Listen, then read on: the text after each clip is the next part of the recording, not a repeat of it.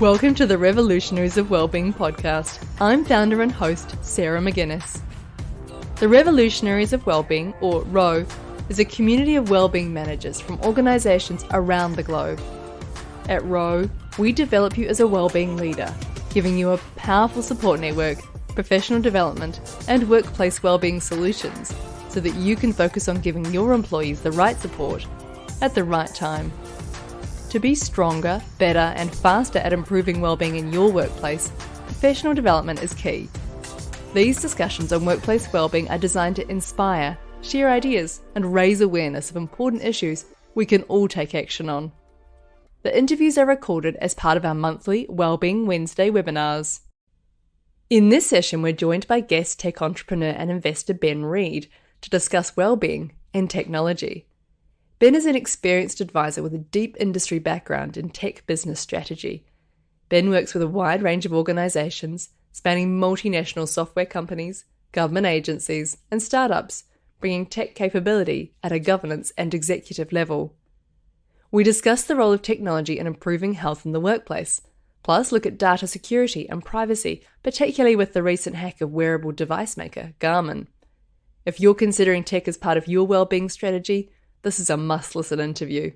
So I operate as a sort of independent advisor these days, working, like you say, with a diverse range of businesses and organizations, focusing at that intersection between business strategy and technology. I've got a hard technical skill set originally, so I was sort of self-taught as a software developer back in the early 90s, and then sort of worked my way up on the tools, for a number of years. I moved over from the UK 2004, actually, with my young family, as was. My eldest actually turns 20 in 2 days, which is quite scary. And I worked with HP, Hewlett Packard, for a few years as a software architect there, and then I've been running my consulting company Memia since then. So I generally work with senior management teams, technology leadership teams, and boards, we really look at how modern technology creates opportunities, strategic opportunities, and also what are some of the challenges and disruptions coming down the road from that. So broad technological understanding. I spent the last couple of years really interesting role heading up the AI Forum of New Zealand, so Artificial Intelligence Forum. And that's a sort of a national think tank that brings together, industry, government, and the universities as well, to look at, how artificial intelligence is going to be applied throughout New Zealand. That was a really interesting role as well. Yeah. That would be really fascinating to understand the role of AI, because that could potentially completely change, we talk about wellbeing, completely change how we improve wellbeing. Perhaps you could talk to that. Yeah, I mean, so it definitely has a lot of applications in health. And I think, one of the things that I've taken from that role is that, the term artificial intelligence actually covers almost, I always say, it's like a salad bowl of actual technologies. And so you've got some chatbots and you've got talking heads, that you're having a face-to-face conversation with, right up to and also the machine learning side of it, which is taking vast amounts of data from all different sources and crunching that to find the patterns and make better predictions from it. So that's the core tool set. How that can be applied to health is all, and I perhaps we could talk a little bit to start with about how you define well-being. And I think as a technologist, my instinct is to go to the quantitative measurement side. And so, when you and the audience are working in this well-being space, what is it that you're actually measuring? Yep. So how do you measure improved well-being along a number of different, different measurements? Yeah. So I'm definitely not the expert there. So perhaps we could go into that a little bit, and if you've got some insights, or maybe some of the other group as well. Yes, in terms of wellbeing, I guess, and it's a really good question. How do we define it? What does that look like? And there are so many different models out there. I think almost if we break it down to almost its most simplest, it's you could actually just use life satisfaction as one of the most simplest ways of gauging. So a subjective measure. Yeah, subjective measure. Yep. That's right. Yeah. Of course, there are plenty of others when you get into workplace. You can look at things like the health and safety statistics, or you can look at EAP attendance, all those other things. But I guess in some ways you can look at it as the mental and physical well-being, the social well-being, the environmental well-being, the financial well-being. And depending on your perspectives as well-being, it may also be the spiritual well-being as well. So some subjective and some where there's some quantitative measures as well. So even for the subjective ones, I think there's an ability to create a longitudinal set of measurements. And so every day check in, how are you feeling today, 1 to 10, for example, or happy, sad, maybe there's a 2x2 grid or something of other things. And so, I think in terms of where technology plays its role in this, it's to bring that kind of subjective data and then the objective sensor derived data. And so that might be, health measures. I'm a Garmin user, and so all of my sporting activities are uploaded to Garmin and uploaded into Strava from there. And so, that's a seamless transaction now. That, coming on off a run, and 10 seconds later, you can, look at the map of where you've been, get your heart rate stats, get all your, and check my declining speed on my sort of standard segments as it happens. So, but those are, and then where the machine learning piece comes on top of that, I think, is that you can take all of those measurements, of the various dimensions of well-being, and if you think about a sort of a spider graph type representation of that, then you can sort of see how get a current state on that well-being, the measurement of it, and the visualization of it, but then see that over time. I think is the technology enables you to visualize. Perhaps that my sport got injured and my sport wasn't so good, and I actually started feeling so my subjective measurements weren't so good as well. And then the AI machine learning piece is where you take that data, and let's just leave aside the privacy sides of things for now, but you can take that data across broad population sets and crunch it together, so you can actually start to see patterns in the population as a whole, and maybe different demographics within that as well. So, and then from those correlations, you can then make predictions, and so you can, whether it's causality or just correlation, but you can certainly correlate that. Well, if you did a bit more exercise next week, then perhaps your feeling of well-being may go up as well. So that ability then provide sort of little nudges to people and sort of automated coaching along the way.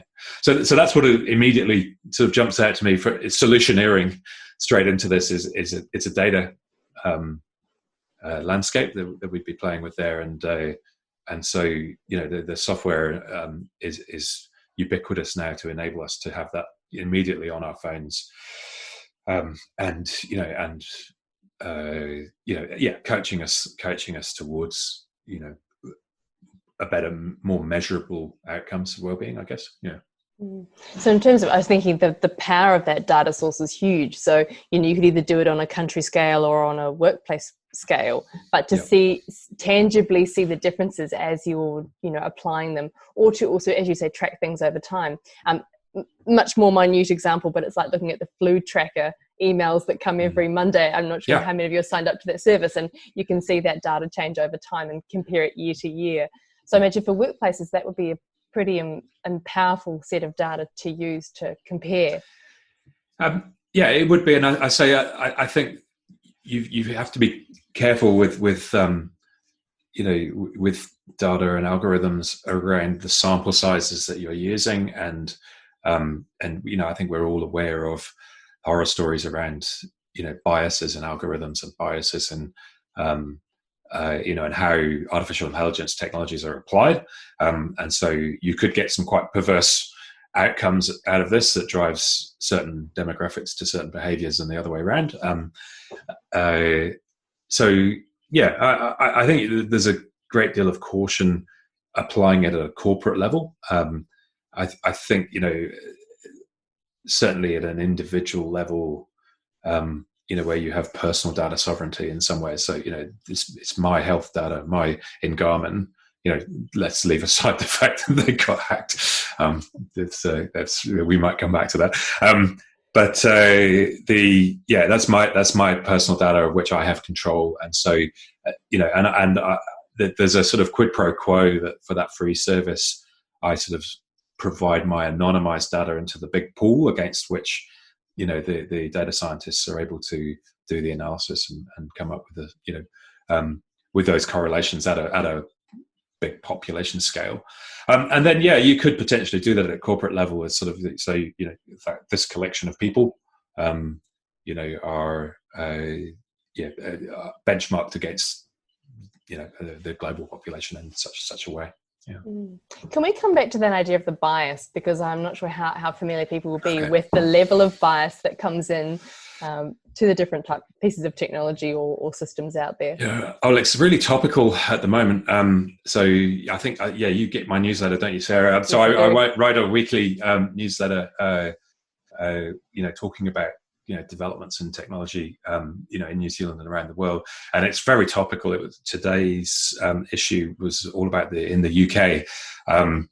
Because of COVID, the students weren't able to take their final exams at the end of the school year, which is mid-year in the UK, and so Ofqual, which is the equivalent of NZQA, applied an algorithm across and across all of the data provided by the schools, and as a result predicted what grades each student would have got in each subject, and then gave them that. And so on further analysis, that it turns out that basically the algorithm they used appeared to favor students from private schools significantly more than students from state schools, and so there was a lot of students from state schools downgraded, and it didn't take into account, deliberately didn't take into account teacher recommendations and teacher predictions, and so the UK government now has had to U-turn on that, because that's a sort of almost catastrophic application of technology and algorithms in a way that creates these unintended and in the end sort of biased outcomes due to the algorithm, and it could also be to the source data as well. And so there's a lot of evidence around in the US they were using a profiling system which predicted for judges, what the likelihood of a conviction was or not. And obviously that's fed in with data that the majority of, people that are convicted are of black ethnicity. And so obviously when someone turns up with that ethnicity, when that's a factor, then the model predicts that there's a higher chance of a conviction. And so that's definitely, there's a lot of governance controls around that now. But then the UK example shows that it just hasn't filtered up to some of the most mainstream organisations.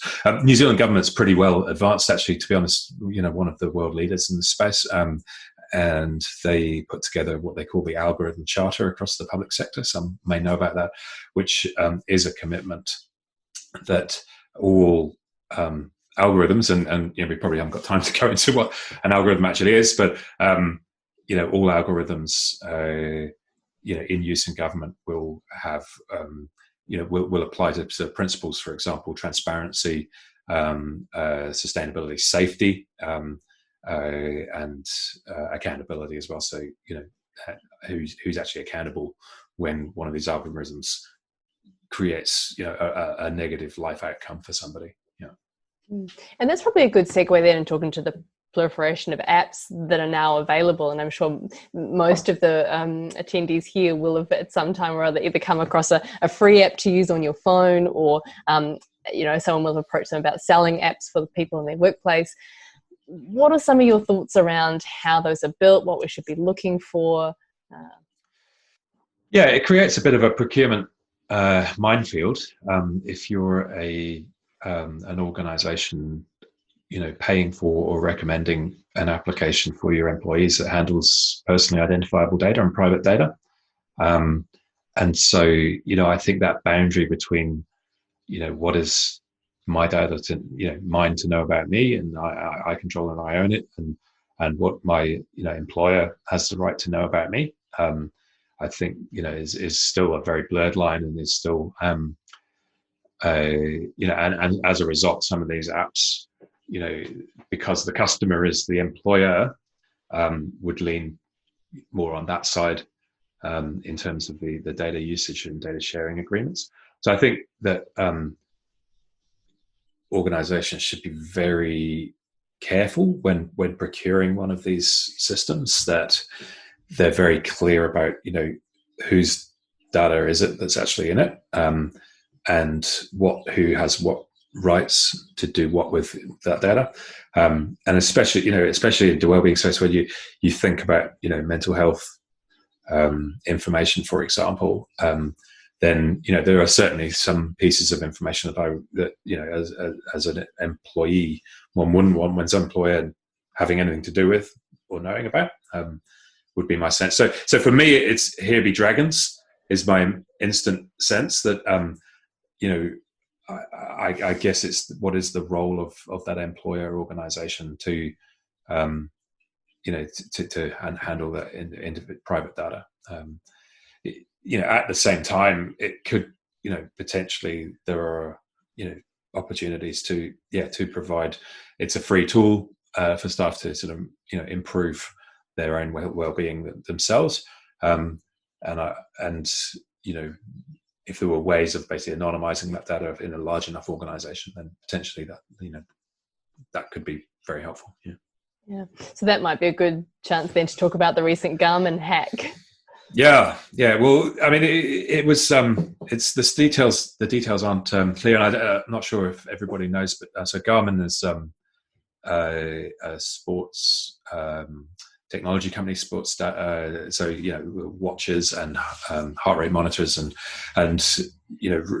basically its network now, it runs as a service, and so all the data that you collect on your watch, your sports watch, is now collated up into the cloud, and sits inside Garmin's IT infrastructure, where it is supposedly kept safely and securely, and free from hackers.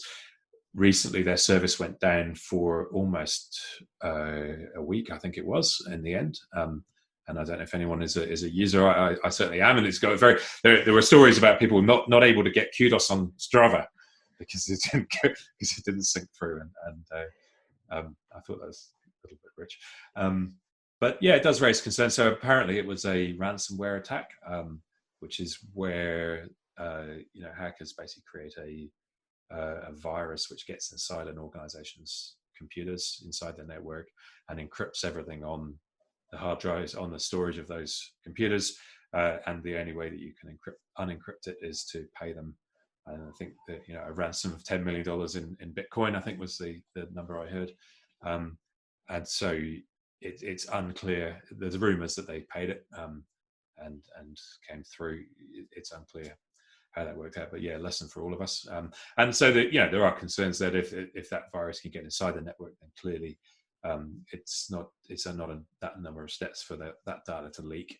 And so all of your health data, for example, if there's potentially you could spot heart murmurs, or and I've got Garmin weighing scales at the back, and so those nights when I've been eating a few too many pies, the next day it probably doesn't look so good on the insurance application. So yeah, definitely concerns, but at the same time, I get a huge utility from that service, and that quid pro quo of letting them sort of create intelligence from that data that I provide them, I think is for me the balance works out. But yeah, it raises concerns. If it happened again, I think I'd definitely think about another watch manufacturer. Yeah. Yes, I do remember someone on Twitter saying, if it wasn't recorded on Garmin, did it actually happen? which Well, for many of us who rely on those things. It is completely true. That I'm a bit of a runner and a swimmer, and part of my Strava is probably my third most active social network, actually. And and from a well-being point of view, it's been great. I mean, I found lots of like-minded friends and so on that you give kudos on Strava if you know it, and it's lots of banter.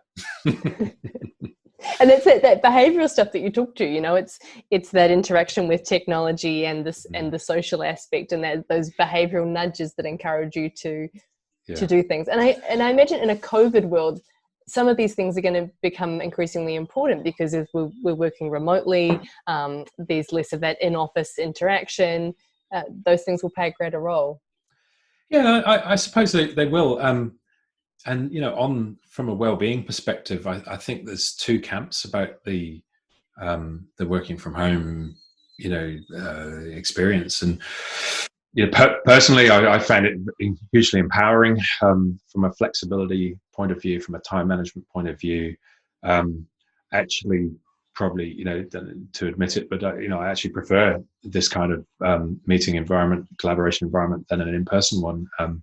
In the main.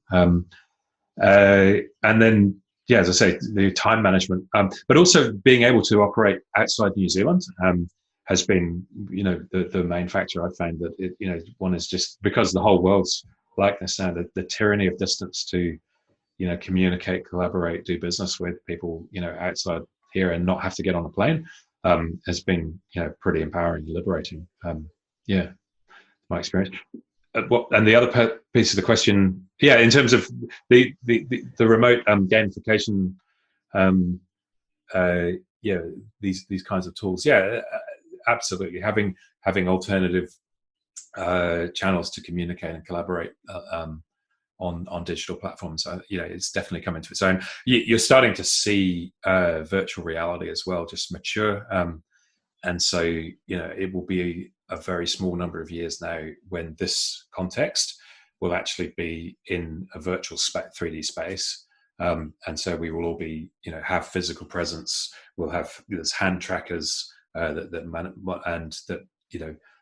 understand your gestures in real time. So, the fidelity and the amount that you can communicate will approach physical space very quickly, and actually will augment it, because the ability to have data, for example, about everybody on the call hanging around them, your ability to switch to a different avatar in each context, the mind just travels down that direction, and you can just imagine how it would work. There's actually a bunch of conferences now that are happening like that in the tech sector, where everyone just sticks, at the moment, you just stick a Oculus headset on, and and it's still clunky to a degree, but it's the technology is maturing at a huge rate. And another thing in the newsletter today was some Korean scientists have worked out a way to 3D print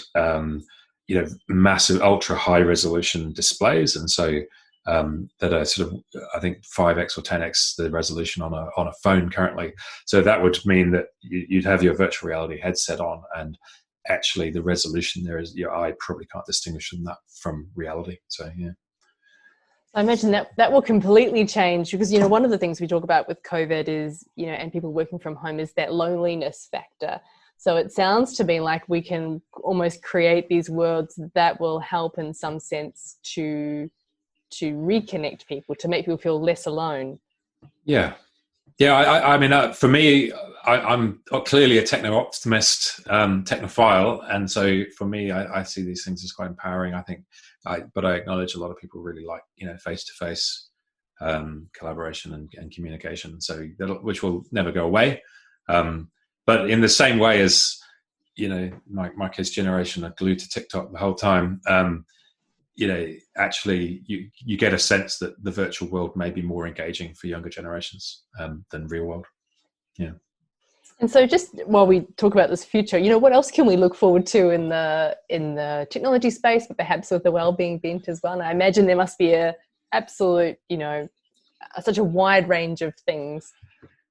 Yeah, and with any technological change, there's always uncertainty. Classic quote attributed Bill Gates, I think, is we always overestimate what's going to happen in 2 years, underestimate what's going to happen in 10. And when you think the iPhone is only just over 10 years old, that, and how ubiquitous that is now, and almost aging technology. So look, the key things I track, definitely virtual reality, augmented reality. As I said, I think that's been, on the edge of reaching maturity. And I think we've seen a massive acceleration due to COVID in those use cases. So, from a collaboration point of view, I think you can do a lot more in one of those environments together than on a Zoom call like this. Clearly, the fact that we are all able to have telepresence now and actually collaborate in a way like this has huge impacts on the travel industry, tourism industry. And so again, another thing in New Zealand, the Japanese tourists are actually paying now to go and sit in a plane cabin on the tarmac, put a virtual reality headset on, and go and visit Milan or Venice in an Oculus. And so that's where the tourism dollars may go. So other than VR, I see a lot of cyborgism happening, and I probably consider myself a cyborg in that I'm sort of a large chunk of my being is now outsourced into the cloud, and so I can't really remember anything, but I know where it is. I don't know what I'm doing from 1 minute to the next, but my calendar tells me. And I've got all my memories are now in Google Photos, and there to trigger what was actually going on. So I definitely that augmentation of the biological self with technology, I think, is a trend. And whether that actually happens to be a physical interface, and you've got Elon Musk and Brian Johnson with Neuralink, and Brian Johnson with Kernel, are two companies that are leading that brain-computer interface piece. Facebook bought a company, can't remember their names now. The name now, something Labs, that worked out that the actual best way of doing a brain-computer interface is actually the highest nerve density in your body is in the hand here, and so they were just monitoring nerve activity here, and you'd have another 10 fingers. That it is how you end up controlling it. So virtual fingers, to do, and as a result, you're able to. They were trying it with various computer games, but you get, it's like having extra hands on different controllers. So, so those are the technologies I guess I monitor the most. I think, as we were talking about measurements of health data and so on, so the trend, Internet of Things is where you have internet connected sensors, which are becoming ubiquitous, and so there'll be more and more sensors, I think, that are able to pick up on biochemistry of the body, early detection of disease, early detection of illness, probably even getting a virus is another one, and just automatically check that, and then artificial intelligence as well. So first of all, it won't be very long with deepfake technology till we're on a call like this and we actually don't know whether the person on the other end is real. It'll get harder and harder to tell, and that technology is mainstream now to create what are called deepfake videos, and so this is where someone can puppet another character, a real world person, so they can make Donald Trump or Barack Obama or Jacinda Ardern say something in their own voice with their own physical expressions, and face it, and distinguishing the truth from the fake, I think, is going to be one of the major challenges in the next few years. Yeah, that's just a little wander through a few of the things on my mind at the moment. But yeah, well, each of them are fascinating, and it would be interesting to unpack, each of those. But I'll start with the virtual reality, because that is a piece. Talking about mental health. Increasingly they're looking at how can they offer services around mental health that might include virtual reality or their artificial intelligence to, as you say, predict what people, what support they might need, or even how to provide therapy. What are some of your thoughts around those options? In the sense of, so virtual reality therapy, for example. Yes. Yeah. Oh, I mean, just think about the recent lockdown, and we're so lucky in New Zealand that many of us, not all of us, but live in buildings where we've got access to the outdoors, and maybe a bit of space to run around in. But you look at the folks in Europe, the folks in China, who've been locked down in high-rise apartments for weeks, months in some cases. And so that ability to put a VR headset on and get out into the outdoors, and complement that with maybe some kind of what do they call it? Like a trampoline type arrangement, which tracks your movements, and effectively you can go for a run without actually like a treadmill, a three-dimensional treadmill is an option. Yeah, so definitely options to get out into the outdoors. I think that's very therapeutic. And then what you're also finding, in countries like New Zealand, but Japan's a prime example where you've got an aging population, and the health workforce is stretched already and will become more stretched.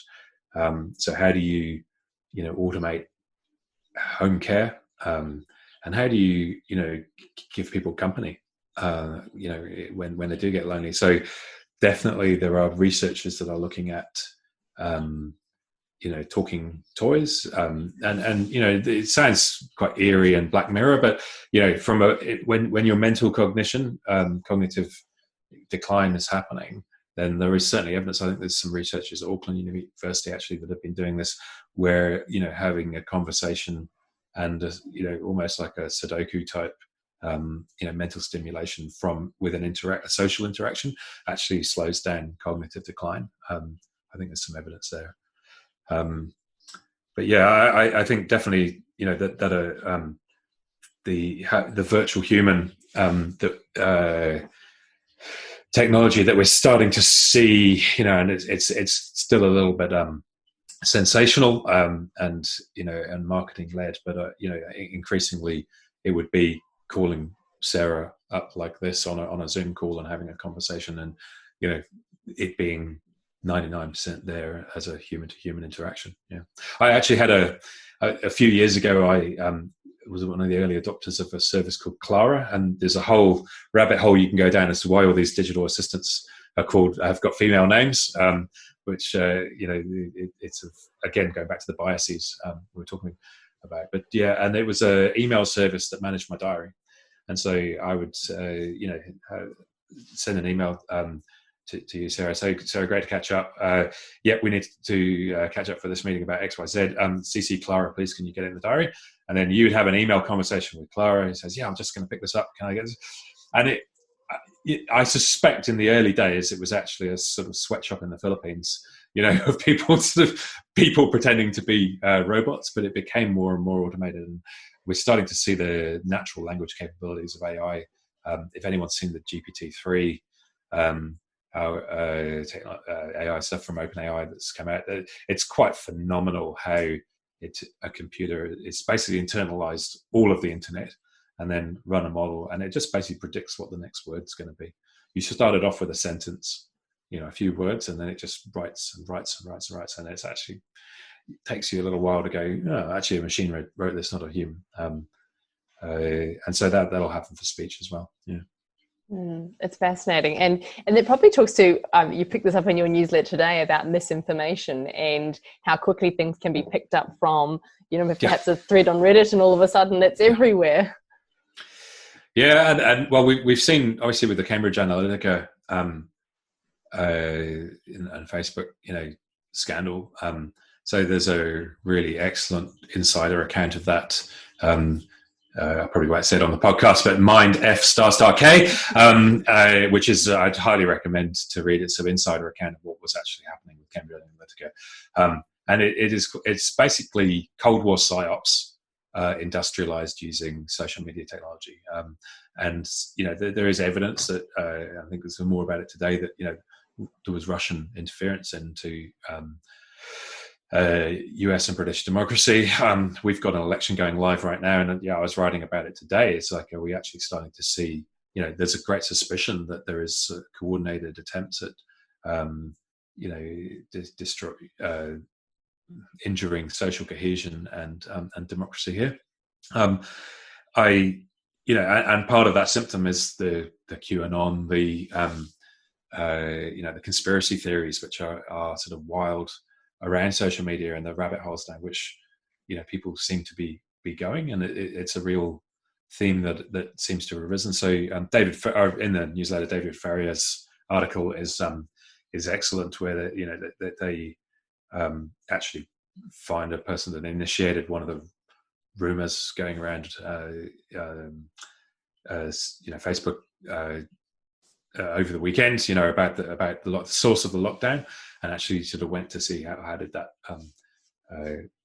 come to be, and there's a whole subculture there of just really trigger happy people typing into the Reddit group, and spending 9 hours a day in Reddit, and that's just everything going around their mind, right? So but at the same time, I'm not absolutely convinced there's that much coordinate. I mean, suspect, but I'm not convinced that there's a coordinated attack going on. I suspect what we may be seeing is actually just a emergent behavior of capitalism in some ways, chasing ad revenue and eyeballs, which is sort of what Facebook boils down to, is how do we get the most engagement out of people to sell the most ad space and eyeballs, and so your metric there is we want people to spend as many hours a day on Facebook platforms, and we want them to be refreshing their screen and clicking through quickly to see more and more. And so when you gamify that, actually having two communities arguing with each other vehemently actually drives that engagement. So I think that from a mental health and well-being point of view, there may be structural things, and COVID has brought this right into perspective, right? There may be structural things around capitalism that it sort of drives that behavior, and also the inequality in society has been starkly exposed by it, and the sort of debt algorithm, if you like, that everybody's sort of hamster wheeling to try and get off the treadmill, to mix metaphors. It's exposed, and maybe there may be things that you could fundamentally, in my view, it all drives back to the global accounting practices and sort of how debt is issued at a global and traded at a global level. So there may be sort of tweaks to that can be made. Yeah. Well, I'm glad you raised those points, because it's one thing I was just mentioning just before we opened, that I was having a look this morning at, there was some research done, I can share this with the group, that they asked a whole group about whether technology was helping people or harming people. And these were the themes that came out in how technology was helping people. It said it improved connection, it improved civic engagement, it improved knowledge, and improved quality, because we were able to share, good research or good ways of working, those sorts of things. Where it harmed, it had those what they call digital defects. So that cognitive decline, as you said, it's almost that outsourcing of thinking, because you don't have to anymore. I mean, who can remember a phone number these days? But you see, so I actually I'm very positive about that. Because I can remember all that. It's very. I mean, everyone will be the same. You can remember all the phone numbers from your childhood, right? But you can't remember anything since then. All right, that's my experience. But I'm happy to outsource that. In the belief that that infrastructure, that cloud stuff, that is never going to go away. Which is an article of faith, right? That Google won't collapse, or there won't be a sort of solar flare that knocks all the network down. So I think we've only got, it enables us to do more. All right. I mean, I'm very positive about it. In the main, technology enables people to do more and to achieve the things that they want to achieve, that in less time, be more productive. So yes, and it just happens to have these flip side negative effects as well. Which is where you work on regulation, and you work on product design to address some of those. Can I test some of these other ones with you? Because Go on, to get yeah. So one was digital addiction. I'll read them all and then you can talk to them. So digital addiction, digital distrust. So that's what talks that misinformation piece. Digital duress, which was the overload of information, and then digital dangers, and that's that security and privacy. So keen to hear your thoughts on those ones. Well, addiction is clearly there, and and actually is a key part of product design for these social networks. Is they are optimized, and phone design every time. The color of that alert at the top of LinkedIn or Facebook, the red on that is like psychologically tested as getting the maximum response. Yeah, so it's not orange and it's not green and it's not blue. It's red because we have a lizard brain stem that focuses more on red. So there is huge amount of algorithmic design, and in some ways we are, you could very cynically think of yourself as a device attached to Google, that Google sends you stuff on your screen and you respond to, rather than the other way around. And so that the concept of the experience of agency that we have as individuals, is starting to blur. In that we are definitely part of a ecosystem together with these large technology companies. Most of them out of the US, but TikTok's the first one out of China that's reached critical scale. So they're designed to be addictive, but then once you realize that, then there's tools and techniques to get across that. There's regulations. You can see that Apple and Android now have screen time clocks and so on. So again, it's about measuring that, I think, to optimize for it. Yeah. And then tell me, for this group, as wellbeing champions, you're considering technology as part of their wellbeing strategy. What are some of the tips that you would suggest? Well, look, as I say, I'm very optimistic. And so, I think definitely to explore the opportunities and imagine, and experiment, right? So, get an Oculus Rift in the Oculus Quest into the business for people to play with, right? And so, expand people's imaginations about what's possible with technology. New Zealand is not always at the front line of these things, and sometimes we're sort of late adopters, quite conservative about it. And sometimes we're the innovators as well. So it's there's no hard or fast rule. So to treat it like a play exercise, I think, and then the flip side of that is just always understand the risks. And so we were talking earlier about sort of data governance and handling private data on behalf of your employees. I think is a dangerous area to go to, and so to have eyes wide open if you are thinking of rolling out an app, that does handle private information from staff. Then make sure that there's very clear controls over that, and that the principles are very clear for everyone that's using it. Thanks again for listening today. It's been great to have you along. If you're keen to join the Revolutionaries of Wellbeing, head to rowellbeing, that's ROW wellbeing.com, and follow the links to sign up. If you're in our community, thanks again, and we look forward to catching up with you really soon.